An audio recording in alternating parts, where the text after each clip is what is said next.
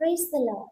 ദൈവത്തിന്റെ പരിശുദ്ധമായ നാമം ഈ ദിവസം വാഴ്ത്തപ്പെടുമാറാകട്ടെ. എന്നെ ശ്രമിക്കുന്ന എല്ലാ പ്രിയ ദൈവമക്കൾക്കും യേശു ക്രിസ്തുവിന്റെ നിസ്തുല്യ നാമത്തിലുള്ള എന്റെ സ്നേഹാവന്ദനങ്ങൾ. അതേ നിത്യചിന്തയ്ക്ക് ആധാരമായി നമുക്കൊരു വേദഭാഗം വായിക്കാം. എബ്രായർക്കെഴുതിയ ലേഖനം 13-ാം അധ്യായം അതിന്റെ 10, 11, 12, 13 വചനങ്ങൾ നമുക്ക് വായിക്കാം. സ്തോത്രം. കൂടാരത്തിൽ ശുശ്രൂഷിക്കുന്നവർക്ക് അഹോവൃത്തി കഴിപ്പാൻ അവകാശമില്ലാത്ത ഒരു യാഗപീഠം നമുക്കുണ്ട്.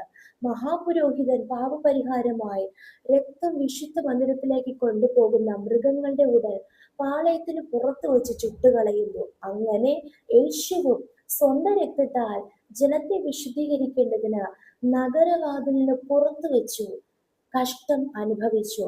ആകയാൽ നാം അവന്റെ നിന്ന ചുമന്നുകൊണ്ട് പാളയത്തിന് പുറത്ത് അവന്റെ അടുക്കൽ ചെല്ലുക. ഇവിടെ നമുക്ക് നിലനിൽക്കുന്ന നഗരമില്ലല്ലോ, വരുവാനുള്ളതത്രേ നാം അന്വേഷിക്കുന്നത്. സ്തോത്രം. അതെ, നമ്മുടെ പൗരത്വമോ സ്വർഗത്തിലാകുന്നു. അവിടെ നിന്ന് കർത്താവായ യേശു ക്രിസ്തു രക്ഷിതാവായി വരുമെന്ന് നാം കാത്തിരിക്കുന്നു. സ്തോത്രം. ഇവിടെ നാം വ്യക്തമായി വായിക്കുന്നു, യേശു കർത്താവ് പാളയത്തിന് പുറത്തു വെച്ച് നമുക്ക് വേണ്ടി കഷ്ടം അനുഭവിച്ചത് കൊണ്ട് നാമും ആ യേശുവിന്റെ നിന്ന് ചുമന്നുകൊണ്ട് പാളയത്തിന്റെ പുറത്ത് അവന്റെ അടുക്കൽ ചെല്ലുക.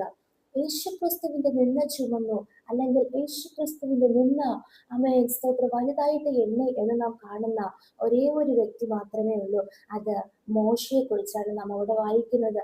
അത് ഇംഗ്ലീഷ് ബൈബിളിൽ നാം ഇങ്ങനെ വായിക്കുന്നു, Hebrews chapter 13 verse 11.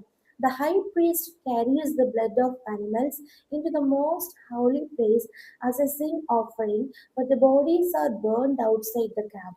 And so Jesus also suffered outside the city gate to make the people holy through his own blood.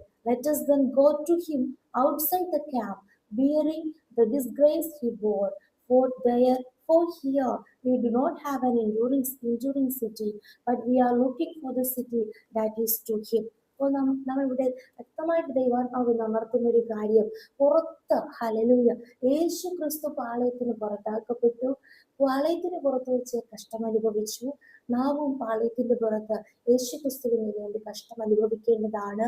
ക്രിസ്തുവിന്റെ നാം ചുമക്കേണ്ടുന്നവരാണ്. അപ്പോൾ മോശയെ കുറിച്ച് നാം ഇങ്ങനെ വായിക്കുന്നു, എബ്രായർക്കെഴുതിയ ലേഖനം 7-ാം അധ്യായം അതിന്റെ സ്തോത്രം 19, 20 വചനങ്ങൾ.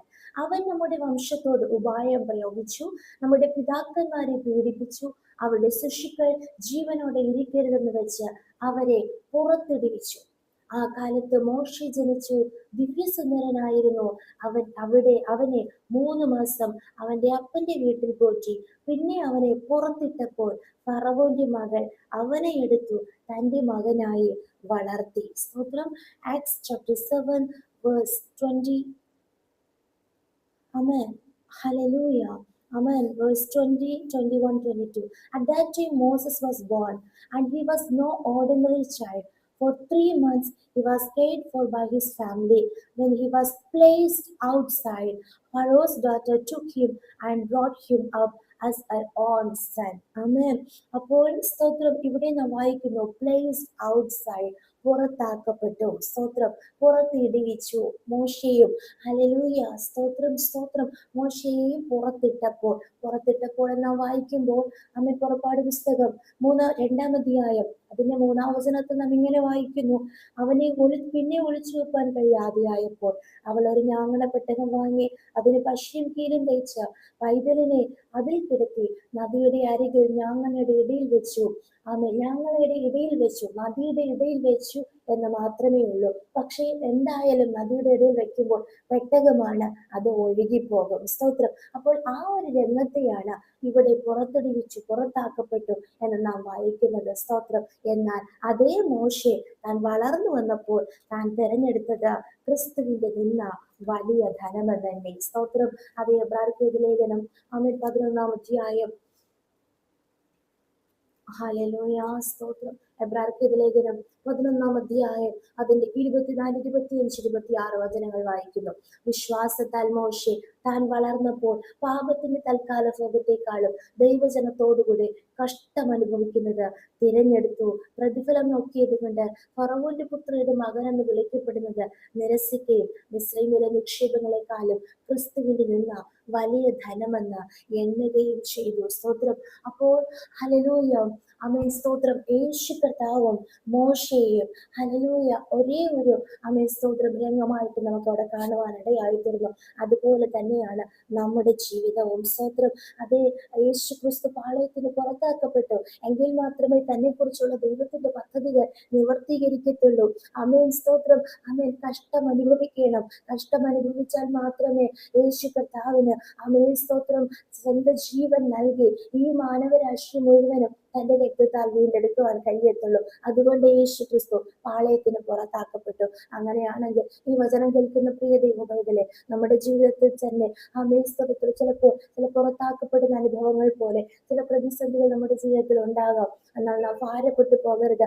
അവിടെയും നമ്മെ കുറിച്ചുള്ള ദൈവത്തിന്റെ പദ്ധതികൾ, ദൈവത്തിന്റെ ആമേൻ സ്തോത്ര ഉദ്ദേശങ്ങൾ നിവർത്തിക്കുന്നതിനാണെന്ന് മനസ്സിലാക്കി നാം അതിനൊത്തവണ്ണം നാം നമ്മെ തന്നെ ഏൽപ്പിച്ചു കൊടുക്കുമെങ്കിൽ ആമേൻ സ്തോത്ര നാം അവിടെ നശിച്ചു പോകത്തില്ല, നാം അവിടെ തകർന്നു പോകത്തില്ല. നാം അവിടെ വിശ്വാസത്താൽ വളരുവാനിടയായി തീരും. എന്നാൽ വളർന്നു വന്നപ്പോഴോ ആമേൻ സ്തോത്ര ക്രിസ്തുവിൽ നിന്ന് മോശെ വലിയ ധനമെണ്ണിയത് കൊണ്ട് ആമേൻ സ്തോത്രം ആ കൊട്ടാരത്തിൽ നിന്ന് താൻ രാജാവിന്റെ കൽപ്പന ഭയപ്പെടാതെ പുറപ്പെടുവാൻ ഇടയായി തീർന്നു. ക്രിസ്തുവിന് വേണ്ടി നിലനിൽക്കുവാൻ ഇടയായി തീർന്നു. ക്രിസ്തുവിന് വേണ്ടി കഷ്ടം അനുഭവിക്കുന്നത് താൻ തിരഞ്ഞെടുക്കുവാൻ ഇടയായി തീർന്നു. ഈ നാളുകളിൽ നമ്മുടെ ജീവിതത്തിൽ എന്ത് തന്നെ പ്രതിസന്ധികൾ വന്നാലും, മരണകരമായ പ്രതികൂല സാഹചര്യങ്ങൾ കടന്നു വന്നാലും തകർന്നു പോകണ്ട, ക്ഷീണിച്ചു പോകണ്ട, നിരാശപ്പെട്ടു പോകണ്ട. ഹല്ലേലൂയ. ഇന്ന് നാം അനുഭവിക്കുന്നതൊക്കെയും നന്മയ്ക്കായിട്ട് കർത്താവ് മാറ്റി നമ്മെ അനുഗ്രഹിക്കുവാൻ ഇടയായി തീരും. ആമേൻ. ഈ വചനപ്രകാരം യേശുവിന് വേണ്ടി കഷ്ടം അനുഭവിക്കാം, ക്രിസ്തുവിൽ നിന്ന് വലിയ ധനമെന്നെണ്ണാം. ആമേൻ സ്തോത്രം. ഇവിടത്തെ നിക്ഷേപങ്ങളെക്കാളും സ്വർഗീയ പ്രതിഫലത്തെ ആമേൻ സ്തോത്രം വലുതായിട്ട് കണ്ടുകൊണ്ട് കർത്താവിന് വേണ്ടി നമുക്ക് നിലനിൽക്കാം. ഈ വചനങ്ങളാൽ ദൈവം നമ്മെ ഏവരെയും അനുഗ്രഹിക്കുമാറാകട്ടെ. നമുക്ക് ഒരുമിച്ച് പ്രാർത്ഥിക്കാം. നല്ല ദൈവമേ, സ്വർഗ്ഗസ്ഥ പിതാവേ, അനുഗ്രഹിക്കപ്പെട്ട നല്ല ദിവസത്തിലും അങ്ങ് നിങ്ങൾക്ക് നൽകിയ ആലോചനയ്ക്കായി സ്തോത്രം ചെയ്യുന്നു. ഈ വചനപ്രകാരം തന്നെ കർത്താവ് അപ്പാ സ്തോത്രം, ഞങ്ങളും പാളയത്തിന് പുറത്ത് അങ്ങേക്ക് വേണ്ടി കഷ്ടം അനുഭവിക്കേണ്ടുന്നവരാണല്ലോ കർത്താവെ, അങ്ങേക്ക് വേണ്ടി നിലനിൽക്കേണ്ടുന്നവരാണല്ലോ കർത്താവ്. ആയതിനാൽ ഏത് സാഹചര്യത്തിലും കർത്താവിന് വേണ്ടി ഉറച്ചു നിൽപ്പാൻ, ദൈവത്തിന് വേണ്ടി പ്രയോജനപ്പെടുവാൻ കർത്താവ് ഞങ്ങളേവരും സഹായിക്കുന്ന കൃപയ്ക്കായി സ്തോത്രം ചെയ്യുന്നു. ഈ വചനം കേട്ടുകൊണ്ടിരിക്കുന്ന ഓരോ പ്രിയപ്പെട്ടവരെയും അങ്ങ് ആശ്വസിപ്പിക്കണമേ, ശക്തീകരിക്കണമേ, ബലപ്പെടുത്തുമാറാകണമേ എന്ന് പ്രാർത്ഥിക്കുന്ന കർത്താവ്. ജീവിതത്തിൽ എന്തെല്ലാം പ്രതികൂല സാഹചര്യങ്ങൾ വന്നാലും ഒറ്റപ്പെടലുകൾ, വേദനകൾ, സ്തോത്രം സ്തോത്രം സ്തോത്രം ജീവിതം എന്തായി തീരുമെന്നുള്ള ആകുലതകൾ, ഭാരങ്ങൾ ഉള്ളവരാണെങ്കിലും കർത്താവ് അവരെ കർത്താവ് ധൈര്യപ്പെടുത്തി യേശു ക്രിസ്തുവിനെ മാത്രം നോക്കി ജീവിക്കാൻ കർത്താവ് സഹായിക്കുന്ന കൃപയ്ക്കായി സ്തോത്രം. ഞങ്ങളെ ഒരുമിച്ച് ദൈവകരങ്ങളിൽ സമർപ്പിച്ച് പ്രാർത്ഥിക്കുന്ന കർത്താവ്. അപ്പൊ അങ്ങ് പ്രാർത്ഥന കേട്ടതിനായി സ്തോത്രം. യേശുവിന്റെ വികാരമുള്ള നാമത്തിൽ തന്നെ. ആമേൻ, ആമേൻ, ആമേൻ. May God bless you.